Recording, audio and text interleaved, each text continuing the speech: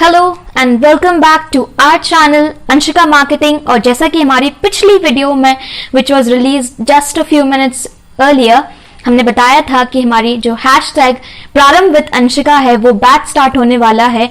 So yes, this is going to be the first video of that batch which is hashtag Prarambh with Anshika. और आज हम पढ़ने वाले हैं जीएसटी के बारे में। क्लास 10 आईसीएसई का एक बहुत ही अच्छा सा, बहुत ही प्यारा सा और बहुत ही न्यूली एडेड सा टॉपिक है ये। So let's start with GST. Full form क्या होता है?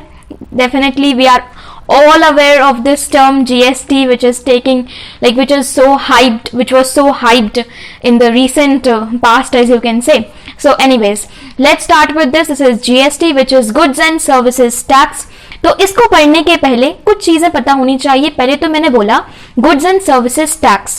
टैक्स क्या होता है? बेसिकली टैक्स क्या है? एक ऐसा रेवेन्यू है जो कि हमारी गवर्नमेंट, जो हमारे केस में देख सकते हैं हम, इंडियन गवर्नमेंट हो सकती है, हमारी जो सेंट्रल गवर्नमेंट है, या फिर हमारी स्टेट गवर्नमेंट हो सकती है।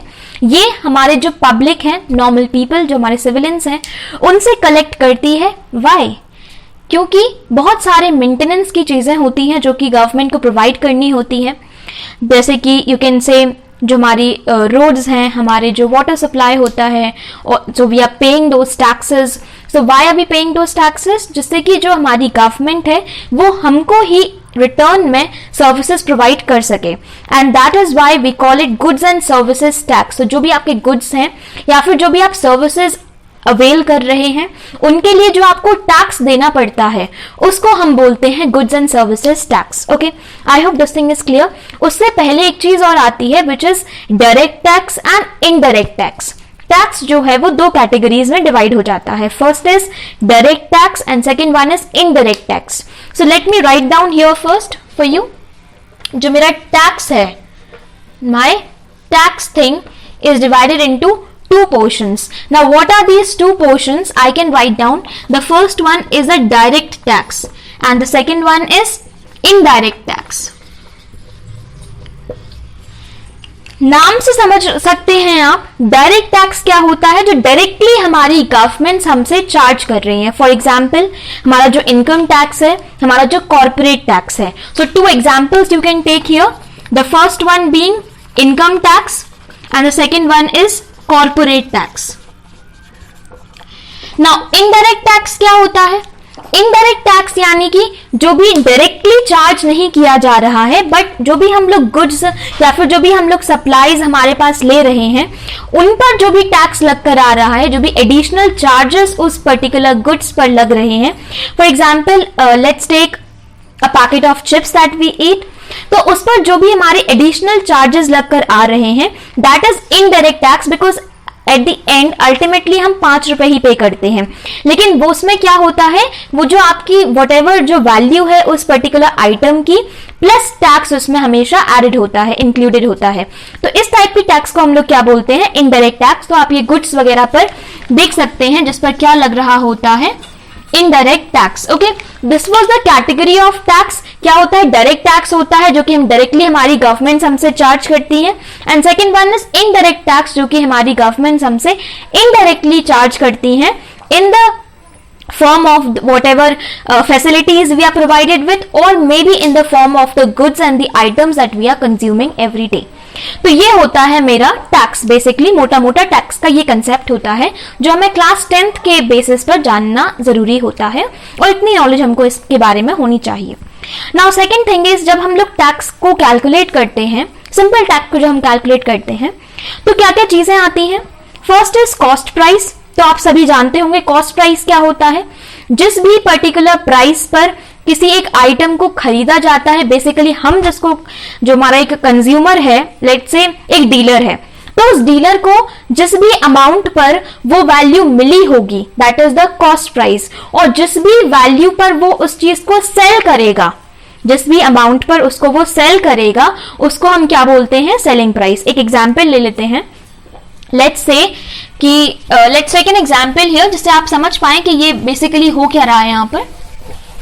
तो कोई एक डीलर है, उस डीलर को ऐसे कुछ बना देते हैं, ये एक कोई डीलर है, I am not that good in arts but yeah you can understand, okay. This is एक कोई डीलर है, लेट्स से ए एक डीलर है, इसने किसी एक जगह से, लेट्स से जो फैक्ट्री होगी उससे कोई भी एक चिप्स का पैकेट कितने रुपए में खरीदा, लेट्स से ₹4 में इसने खरीदा, और मेरे को खाना था चिप्स, तो मुझे ये कितने में देने वाला है, मेरे को ये देने वाला है, this is I am here, this is Anshika, I am here, और मेरे को ये देने वाला है ₹5 में, जैसे कि हम सबको मिलता है। तो ये जो वैल्यू है इस डीलर के लिए, ये जो वैल्यू है, this is what, this is the cost price. ये क्या होने वाली है उसके लिए, कॉस्ट प्राइस, क्योंकि उतने में उसने खरीदा था उसको, और जितने में ये डीलर उसको बेचने वाला है विच इज ₹5, इसको हम क्या बोलते हैं, सेलिंग प्राइस। सो क्या बोला जाता है, सेलिंग प्राइस, ओके। और एक और वैल्यू आती है जो आप कभी कभार सुनने में आती है, दैट इज मार्केट वैल्यू या फिर लिस्ट वैल्यू। वो क्या होती है, जब भी हम किसी लेट्स से किसी मॉल में जाते हैं कुछ भी, तो आपको एक टैग वैल्यू मिलती है, उसके बाद फिर उस वैल्यू को काट करके लिखा होता है 15% डिस्काउंट, और डिस्काउंट के बाद एक वैल्यू दी होती है। तो जो भी उसकी इनिशियल वैल्यू थी उसको हम बोलते हैं लिस्ट प्राइस, क्योंकि वो लिस्टेड थी वैल्यू, या फिर मार्केट वैल्यू भी बोलते हैं उसको, बिकॉज वो मार्क्ड था, और जिस पर उसको हम फाइनली बेचने वाले हैं which is again selling price ही होता है। डिस्काउंट क्या होता है, जिस भी परसेंट, मतलब ये जो डिस्काउंट है या फिर जो प्रॉफिट है या फिर आपका लॉस होता है, ये तीनों ही चीजें आप रुपीस में भी एक्सप्रेस कर सकते हैं, इनको आप परसेंटेज में भी एक्सप्रेस कर सकते हैं। प्रॉफिट क्या होता है, इस डीलर भाई साहब ने कॉस्ट प्राइस ₹4 में खरीदा था, मेरे को इन्होंने बेचा है ₹5 में, ₹1 इन्होंने कमा लिया, और जो इन्होंने कमाया उसको हम प्रॉफिट बोलते हैं। बाई चांस ऐसा हो रहा होता कि इन्होंने ये ₹5 में खरीदा होता, मेरे को ये बेच रहे होते ₹4 में, इसको मैं बोलती लॉस हो गया। और डिस्काउंट क्या है, जो भी लिस्ट प्राइस थी, लिस्ट प्राइस ₹100 थी, लिस्ट प्राइस के बाद उन्होंने कहा कि ये आइटम जो है वो बेच नहीं रहा है, लाइक शॉर्टेज हो रही है इसकी, शॉर्टेज की वजह से प्राइसेस बढ़ाए जाते हैं, हाइप होता है, लेकिन अगर हो सकता है कि बहुत ज्यादा स्टॉक जो है वो रखा हुआ है, वो आइटम जो है वो सेल आउट नहीं हो रहा है। डीलर ने क्या डिसाइड किया, ऐसा करते हैं कि हर एक आइटम पर 10% का डिस्काउंट दे देते हैं। अगर ऐसा कर दूंगा मैं तो प्राइस गिर जाएगा, और जैसे ही प्राइस गिरेगा तो पब्लिक उसको और ज्यादा खरीदने की कोशिश करेगी, और मेरा आइटम जो है वो बिक जाएगा, तो मेरा जो स्टॉक रखा था मेरे पास वो अब नहीं रहेगा और वो उठ जाएगा, राइट। ऐसा हमारा general, why am I using these terms, because इनसे आप ज्यादा रिलेट कर सकते हैं, यही हमारी डेली लाइफ में हमको देखने को मिलता है। और जीएसटी का जो पूरा चैप्टर है वो इसी पर बेस्ड है, आपको बेसिक आपके अराउंड क्या हो रहा है, मम्मी पापा कैसे आपको जीएसटी पे कर रहे हैं, किस तरीके से इनकम पर टैक्स ले रहे हैं, क्या क्या हो रहा है, यही सब इस चैप्टर में पढ़ने वाले हैं। तो कुछ भी ऐसा बहुत ही ज्यादा मैथमेटिकली कुछ ऐसा इसमें है नहीं, okay. So where I was explaining you कि क्या हो रहा है। तो उन्होंने क्या कहा कि हमारा स्टॉक जो है वो उठ जाएगा, तो उन्होंने क्या किया, 10% का क्या किया, उन्होंने डिस्काउंट अवेल किया। अब इससे क्या हुआ, जो आइटम ₹100 का था उस पर 10% डिस्काउंट लगा, तो ₹100 पर 10% डिस्काउंट लगा, इसका मतलब क्या हुआ, ₹10। आई होप ये सब हम पढ़कर आए हैं 8th 9th में। दिस इज ₹10, यानी जो आइटम मुझे ₹100 का था उसमें से ₹10 कम हो गए, यानी कि वही आइटम अब मेरे को मिलने वाला है ₹90 में। तो जो आइटम मेरा ₹100 का था, now I am getting that same item in ₹90। That means कि मेरे को जो पैसा है वो गिर गया है, तो मेरा डेफिनेटली जो स्टॉक था वो कम होता चला जाएगा, और जो डीलर है उसकी वी कैन से कि उसका जो बिजनेस है वो बढ़ता चला जाएगा। नाउ इसी चीज को हम क्या बोलते हैं, डिस्काउंट देना। This is the discount percentage. ये डिस्काउंट परसेंट था विच वाज 10%, ये डिस्काउंट वैल्यू आई है, और आफ्टर डिस्काउंट ये वैल्यू हो जाती है, this is known as discounted value, या फिर इसको हम लोग फाइनली सेलिंग प्राइस भी बोल सकते हैं। दीज वर फ्यू टर्म्स जो आपको पहले आने चाहिए, टैक्स पढ़ने से भी पहले आपको ये सारी चीजें पता होनी चाहिए। Now talking concisely about GST which is goods and services tax. So let's take के अब हमारा जीएसटी क्या होता है। तो ये चिप्स वगैरह आप याद रख सकते हैं, जैसे कि आपको लेस का पैकेट आप याद रख सकते हैं, आई शुड नॉट से any company but still yes, chips आप याद रख सकते हैं कि ₹4 में खरीदी थी, ₹5 में बेची गई है। तो क्या सीपी है, क्या एसपी है, क्या प्रॉफिट हो रहा है, और लॉस और डिस्काउंट भी मैंने आपको समझा दिया है. Yes, now talking about another thing that is GST, which is goods and services tax, इसका फुल फॉर्म होता है. और जीएसटी जो है वो बहुत ही ज्यादा डेस्टिनेशन बेस्ड एक टैक्स होता है. इसका क्या मतलब होता है? डेस्टिनेशन बेस्ड टैक्स का ये मतलब है कि आप किस जगह पर हैं, आपकी लोकेशन क्या है, वो डिसाइड करेगा कि आपका जो टैक्स है वो कौन कलेक्ट करने वाला है. वेदर आपकी सेंट्रल गवर्नमेंट कलेक्ट करने वाली है, वेदर आपकी स्टेट गवर्नमेंट टैक्स कलेक्ट करने वाली है, ये हाईली डिपेंडेंट होता है कि आप कहां से कहां तक डीलरशिप कर रहे हैं, कहां से कहां तक आपका जो भी सेल्स हो रही है वो चल रहा है. सो लेट्स से इसकी वजह से आपके पास बेसिकली तीन तरीके के टैक्स आते हैं. Okay, so let me tell you तीन तरीके के टैक्स मैं पहले लिख देती हूं. C GST, then we have S GST and the third one is IGST. अगर आपने ये समझ लिया, बाकी सब आसान है और कुछ है ही नहीं. तो क्या होता है? CGST का फुल फॉर्म है central goods and services tax. SGST का फुल फॉर्म होता है states goods and services tax. And IGST का फुल फॉर्म होता है which is basically integrated GST, which is integrated goods and services tax. अब इसमें किस तरीके से ये टैक्सेस चार्ज होते हैं वो देख लेते हैं. जब भी हमारी दो तरीके की ट्रेड्स हो सकती हैं. एक आपकी हो सकती है इंट्रा ट्रेडिंग, इंटर स्टेट, जिसको इंट्रा स्टेट हम बोल सकते हैं, और दूसरा हो सकता है इंटर स्टेट. क्या क्या? First thing is intra state transactions, second is inter state transactions. Okay, तो इंट्रा स्टेट और इंटर स्टेट ट्रांजैक्शंस क्या होती हैं? इंटर स्टेट आपको समझ आ जाना चाहिए. Inter state means one state to another. तो एक स्टेट से दूसरे स्टेट में जब ट्रांसफर हो रहा है किसी गुड्स का, किसी सप्लाईज का, उसको हम बोलते हैं इंटर स्टेट ट्रांजैक्शन. और जो इंट्रा स्टेट यानी जो ऊपर वाला इंट्रा स्टेट ट्रांजैक्शन है, इसका जस्ट ऑपोजिट यानी कि एक ही स्टेट में जब ट्रांजैक्शन हो जाते हैं उसको हम बोलते हैं इंट्रा स्टेट. जैसे कि यूपी टू यूपी ही कोई ट्रांजैक्शन है. लेट्स से हमारी लखनऊ से लेट्स से कानपुर कोई मटेरियल जा रहा है, तो स्टेट चेंज नहीं हुई है. जब स्टेट चेंज नहीं हुई है तो हम इसको बोलते हैं इंट्रा स्टेट ट्रांजैक्शन.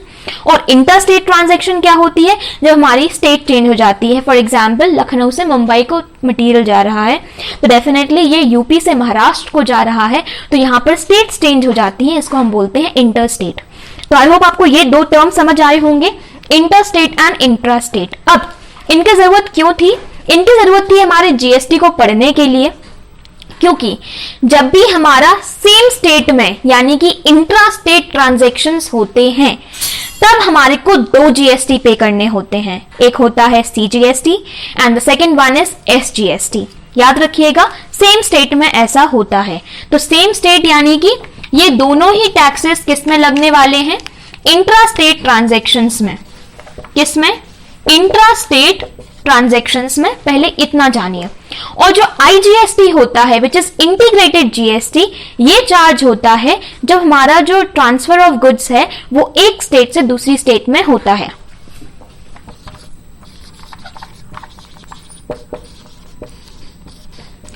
तो this is intra state and this is inter state. अब क्या होगा? आपको जब भी दिया होगा, ऐसा क्यों है? क्योंकि जब आप एक ही स्टेट में हैं तो आप सेंट्रल गवर्नमेंट को दे देंगे और स्टेट गवर्नमेंट को टैक्स दे देंगे. लेकिन जब आप एक स्टेट से दूसरी स्टेट में हैं तो थोड़ा सा कॉम्प्लिकेशंस आ जाती हैं. अपनी स्टेट में तो दिक्कत नहीं आई थी.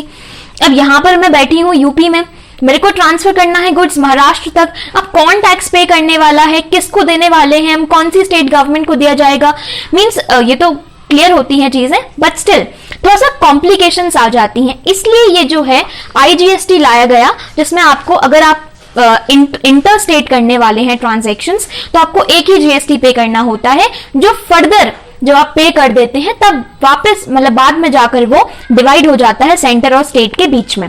अब जो इंट्रा स्टेट है, लेट्स से मैं एक चीज मान के चलती हूं कि जो मेरा टैक्स रेट है, क्या है मेरा टैक्स रेट, वो कितना है?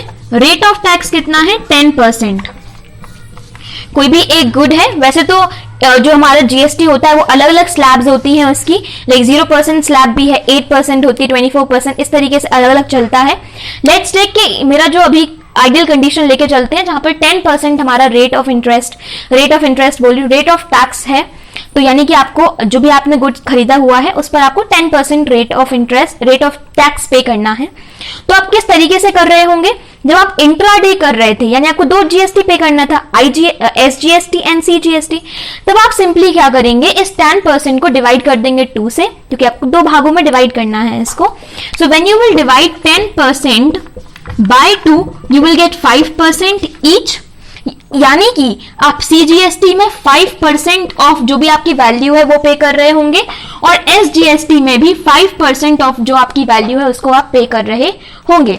लेकिन जब हमारी बात आती है इंटर स्टेट ट्रांजैक्शन की, जहां पर आपको एक ही टैक्स पे करना है विच इज सिंपली आईजीएसटी, तब आप क्या कर रहे होते हैं, तब आप डायरेक्टली 10% हमारा जो इंटरेस्ट है, sorry why am I using this word interest, I don't know, because rate of interest ज्यादा फेमिलियर होता है। सो एनीवेज, तो आप 10% जीएसटी जो है वो आप पे कर रहे होते हैं which is IGST straight away. ठीक है, तो आई होप आपको ये समझ आया होगा कि सिंपली जब आपको देखना होगा क्वेश्चन में कि वेदर यहां पर स्टेट चेंज हुई है या नहीं हुई है, फर्स्ट स्टेप आपका यही रहने वाला है।